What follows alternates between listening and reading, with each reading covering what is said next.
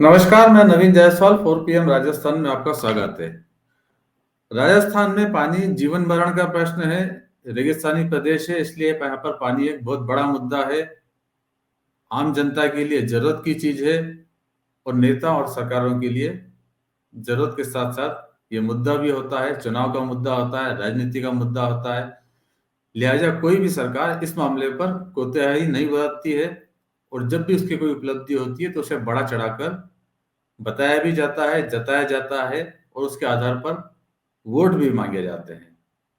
तो लिहाजा जब राजस्थान में सत्ता परिवर्तन हुआ और नई सरकार बनी भाजपा की, भजनलाल शर्मा मुख्यमंत्री बने, तो उनकी सरकार में पहले ही कुछ दिनों के अंदर दो बड़े समझौते पानी को लेकर हुए। पहला मध्य प्रदेश के साथ हुआ, ईआरसीबी का समझौता, ईस्टर्न राजस्थान कैनाल प्रोजेक्ट, जिसको लेकर प्रदेश में लंबे समय से राजनीति चल रही थी। पिछली कांग्रेस सरकार के समय ये एक बड़ा मुद्दा था और केंद्र पर वादा खिलाफी का और राजस्थान को पानी नहीं देने का आरोप लगाया जाता रहा। लेकिन सरकार बदलने के साथ ही दो मध्य प्रदेश और राजस्थान के बीच में समझौता हो गया, केंद्र सरकार के सहयोग से, केंद्रीय जल शक्ति मंत्री गजेंद्र सिंह शेखावत के सहयोग से। तब यही कहा गया कि डबल इंजन की सरकार होने का फायदा है और इच्छा शक्ति की जरूरत थी। राजनीति नहीं की जाए और जनता के लिए काम किया जाए तो इस तरह के समझौते आसानी से हो जाते हैं। फिर एक और समझौता हुआ यमुना के पानी को लेकर, हरियाणा से कि हथनी कुंड बैराज से पानी राजस्थान को मिलेगा, इसके लिए भी हरियाणा से समझौता हो गया। तब भी यही बताया गया कि डबल इंजन की सरकार है, इसलिए इसका ये फायदा मिला है। ईआरसीपी को लेकर जो समझौता हुआ उसको लेकर कांग्रेस बराबर मांग करती रही कि एमओयू किया हुआ है, ये तो बताएं उसके अंदर क्या है, कितना पानी मिलेगा, कैसे मिलेगा। मगर उस पर सरकार की तरफ से, चाहे मध्य प्रदेश की सरकार हो, राजस्थान की सरकार हो या केंद्रीय जल शक्ति मंत्रालय हो, उसकी तरफ से चुप्पी साध रखी गई है, कोई जानकारी नहीं दी जा रही है। हालांकि इसको लेकर पूर्वी राजस्थान के अंदर अब भाजपा ने कैंपेन जरूर छेड़ दिया, धन्यवाद यात्रा निकाली जा रही है कि पानी मिलेगा और उसके लिए बहुत बहुत धन्यवाद और भाजपा की उपलब्धि है और उसके आधार पर वोट भी मांगे जा रहे हैं। लेकिन दूसरा जो समझौता हरियाणा से हुआ है, उस समझौते की हकीकत क्या है उसका खुलासा खुद हरियाणा के मुख्यमंत्री ने हरियाणा की विधानसभा में कर दिया और जो उन्होंने जानकारी दी चौंकाने वाली है। और उससे समझ में आता है कि राजस्थान के साथ जो समझौता हुआ है वो एक, कहा जा सकता है कि उससे राजस्थान को कुछ भी नहीं मिलेगा, राजस्थान ठगा गया है। जो राजस्थान सरकार दावे कर रही है वैसा कुछ भी नहीं है। पहले मैं आपको बताता हूं कि जब समझौता हुआ था तब राजस्थान सरकार की तरफ से क्या जानकारी दी गई थी। इसी महीने की 17 तारीख को यानी 17 फरवरी को समझौता हुआ था। राजस्थान के मुख्यमंत्री भजनलाल शर्मा, हरियाणा के मुख्यमंत्री मनोहर लाल और केंद्रीय जल शक्ति मंत्री गजेंद्र सिंह शेखावत की मौजूदगी में, और मुख्यमंत्री की तरफ से समझौते पर यह जानकारी दी गई थी कि पूरी हुई वर्षों की मांग राजस्थान को मिली ऐतिहासिक सौगात। और इसमें बताया गया था ताजेवाला हेड वर्ड्स की संयुक्त डीपीआर बनाने पर दोनों राज्यों में सहमति हो गई है।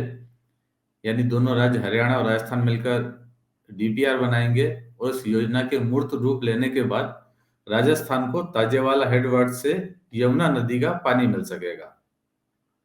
और प्रोजेक्ट में 4 भूमिगत पाइपलाइन बिछाई जाएगी, जिनमें से 3 पाइपलाइन के माध्यम से यमुना का पानी राज्य के 3 जिलों सीकर, चूरू और झुंझुनू को उपलब्ध कराया जाएगा और चौथी पाइपलाइन का पानी, हरियाणा के हिस्से का पानी, वहां के क्षेत्र के लोगों तक पहुंचाया जाएगा। आगे बताया गया था इस प्रोजेक्ट के धरातल पर उतरने के बाद राजस्थान को उसके हिस्से का पूरा पानी मिलेगा और शेखावटी क्षेत्र के 3 जिलों सीकर, चूरू, झुंझुनू की पेयजल समस्या का समाधान हो सकेगा।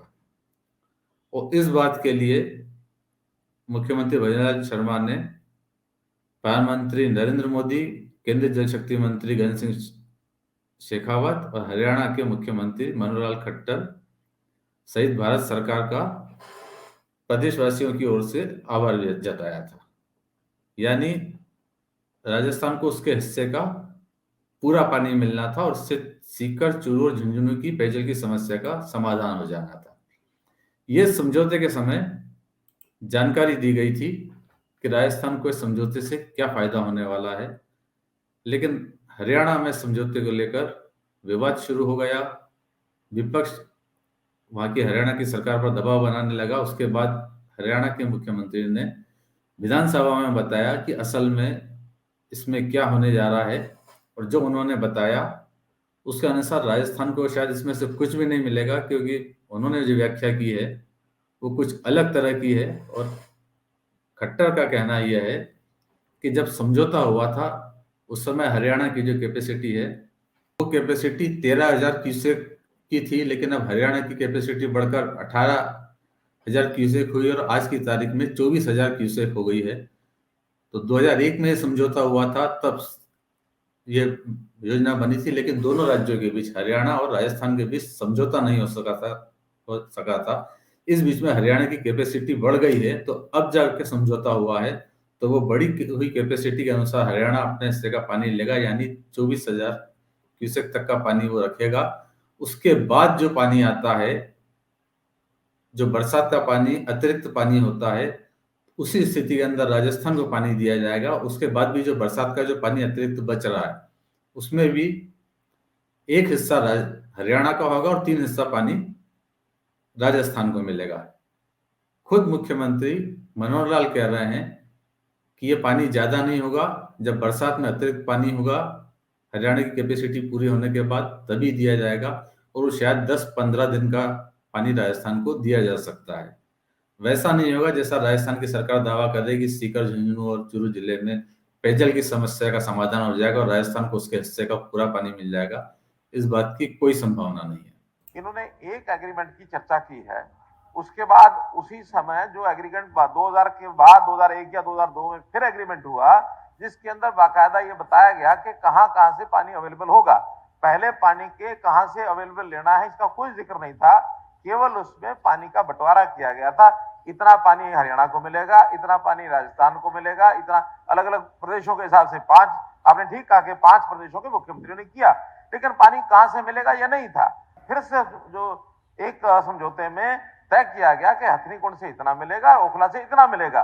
वो शायद 1900 कुछ क्यूसेक पानी हथनीकुंड से उनका मिला हुआ था। लगातार फिर इसमें कई विवाद चलते रहे। विवादों में ये था कि उनका प्रो रेटा पानी, यानी जितना पानी अवेलेबल होगा उसका प्रोपोर्शनेटली हरियाणा और राजस्थान और बाकी सब लेंगे। इस पर हरियाणा का अपना स्टैंड था कि नहीं, हम ये नहीं करेंगे। हरियाणा की जितनी आवश्यकता है, जो हमारी उस समय कैपेसिटी थी 13,000 क्यूसेक की, हमें 13,000 क्यूसेक पहले दे दो, बाद में पानी आपका बचता तो आप हथनीकुंड से ले लो।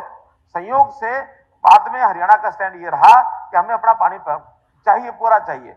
आगे चल करके हमने उस 13,000 को पहले 18,000 किया कि 18,000 अब हमारा हो गया, अब 18,000 हमको चाहिए, इसके बाद आपको मिलेगा।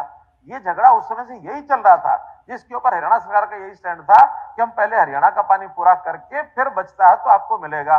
इस बीच में हमने अपने हरियाणा के लोगों की सहूलत के लिए या अपनी अवेलेबिलिटी के हिसाब से अपनी कैपेसिटी अब कर ली है 24,000 क्यूसेक, जो पहले उस समय 13,000 क्यूसेक थी। आज हमारी अपना सिस्टम हमने उसको अपग्रेड किया है तो हो गया 24,000 क्यूसेक। देखा जाए तो उस समय हमारा स्टैंड 13,000 का था, 13,000 के बाद भी हम हाँ कर चुके थे, लेकिन इतने साल समझौता नहीं हुआ। आज हमारी कैपेसिटी 18,000 तो हम ले रहे हैं, अगला जो WGC के आधार पर जितना नया उसका प्रारूप बन रहा है वो है 24,000। और आज हमने ये कहा है कि 24,000 तक तो हम नहीं देंगे, 24,000 के ऊपर अगर वर्षा के दिनों में जैसे बाढ़ का पानी आता है, सब तरफ फैलता है, जमुना में चला जाता है, उसकी अगर आपको चाहिए तो हम दे सकते हैं, उससे नीचे नहीं।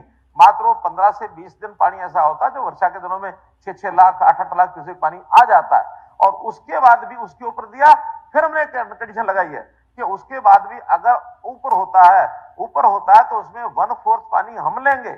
हरियाणा के मुख्यमंत्री ने जिस तरह से समझौते की व्याख्या की है, या विधानसभा में स्पष्टीकरण दिया है, या कहीं खुलासा किया है, उससे साफ समझ में आता है कि समझौते में राजस्थान को कुछ नहीं मिलने वाला है। वैसा नहीं मिलने वाला जैसा राजस्थान सरकार प्रचारित कर रही है। तो सरकार के दावों पर सवालिया निशान खड़े हो रहे कि क्या वो राजनीतिक फायदे के लिए राजस्थान की जनता से झूठ बोल रही है, बढ़ चढ़कर बता रही है, और क्या कुछ ऐसा ही ERCP के समझौते में भी है, जिसको लेकर वो धन्यवाद यात्रा निकाल रही पूर्वी राजस्थान के जिलों में लोकसभा चुनाव को ध्यान में रखते हुए वोट मांग रही है।